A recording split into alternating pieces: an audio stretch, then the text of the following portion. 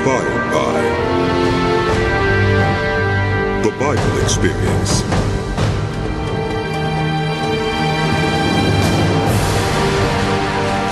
Now the Philistines gathered their forces for war and assembled at Socoh in Judah.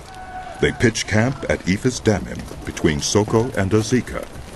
Saul and the Israelites assembled and camped in the valley of Elah and drew up their battle line to meet the Philistines. The Philistines occupied one hill and the Israelites another, with the valley between them. A champion named Goliath, who was from Gath, came out of the Philistine camp. His height was 6 cubits and a span.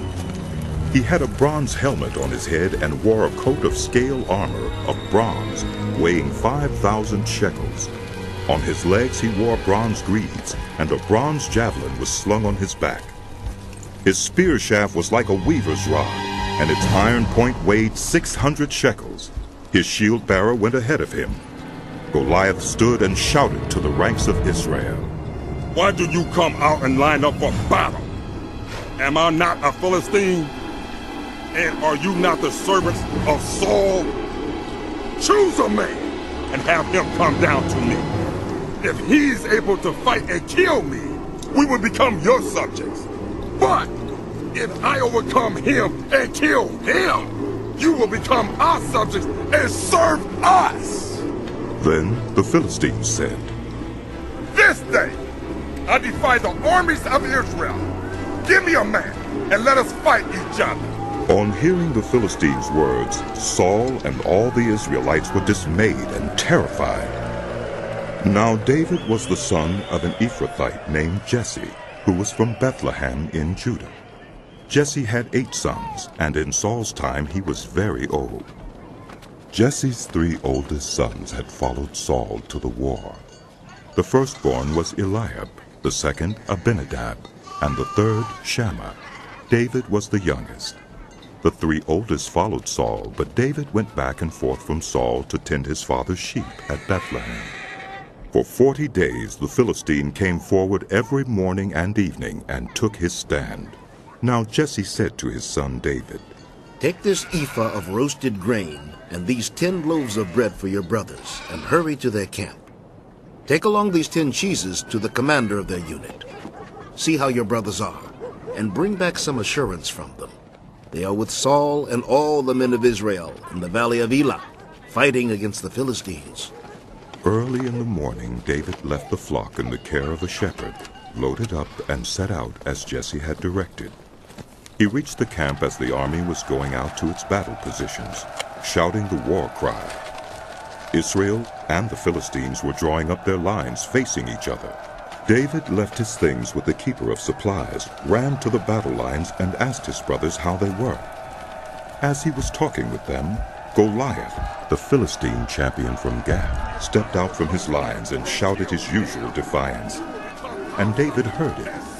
Whenever the Israelites saw the man, they all fled from him in great fear. Now the Israelites had been saying, "Do you see how this man keeps coming out? He comes out to defy Israel. The king will give great wealth to the man who kills him. He will also give him his daughter in marriage and will exempt his family line from taxes in Israel." David asked those standing near him, "What will be done for the man who kills this Philistine and removes this disgrace from Israel? Who is this uncircumcised Philistine that he should defy the armies of the living God?" They repeated to him what they had been saying and told him, "This is what will be done for the man who kills him." When Eliab, David's oldest brother, heard him speaking with the men, he burned with anger at him and asked, "Why have you come down here? And with whom did you leave those few sheep in the wilderness? I know how conceited you are and how wicked your heart is. You came down only to watch the battle." "Now what have I done?" said David. "Can't I even speak?" He then turned away to someone else and brought up the same matter, and the men answered him as before. What David said was overheard and reported to Saul, and Saul sent for him. David said to Saul, "Let no one lose heart on account of this Philistine. Your servant will go and fight him." Saul replied, "You are not able to go out against this Philistine and fight him. You are little more than a boy, and he has been a warrior from his youth." But David said to Saul, "Your servant has been keeping his father's sheep. When a lion or a bear came and carried off a sheep from the flock, I went after it, struck it, and rescued the sheep from its mouth. When it turned on me, I seized it by its hair, struck it, and killed it. Your servant has killed both the lion and the bear. This uncircumcised Philistine will be like one of them, because he has defied the armies of the living God. The Lord who rescued me from the paw of the lion and the paw of the bear, who rescued me from the hand of this Philistine. Saul said to David, Go, and the Lord be with you. Then Saul dressed David in his own tunic. He put a coat of armor on him and a bronze helmet on his head. David fastened on his sword over the tunic and tried walking around, because he was not used to them. I cannot go in these, He said to Saul, because I am not used to them. So he took them off. Then he took his staff in his hand, chose 5 smooth stones from the stream, put them in the pouch of his shepherd's bag, and with his sling in his hand, approached the Philistine. Meanwhile, the Philistine, with his shield-bearer in front of him, kept coming closer to David.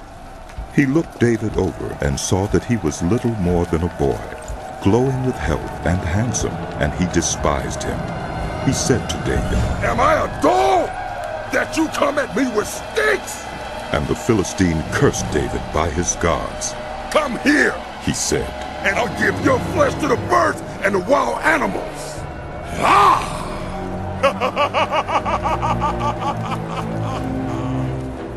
David said to the Philistine, You come against me with sword and spear and javelin, but I come against you in the name of the Lord Almighty, the God of the armies of Israel, whom you have defied.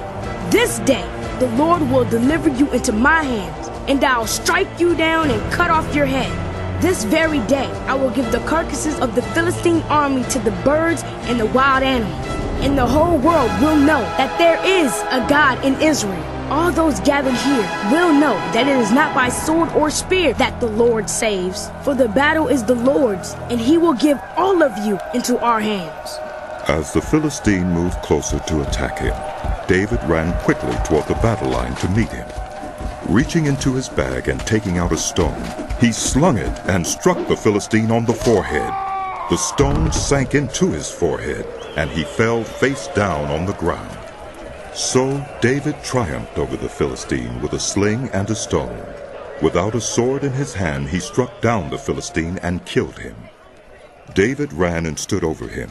He took hold of the Philistine's sword and drew it from the sheath. After he killed him, he cut off his head with the sword.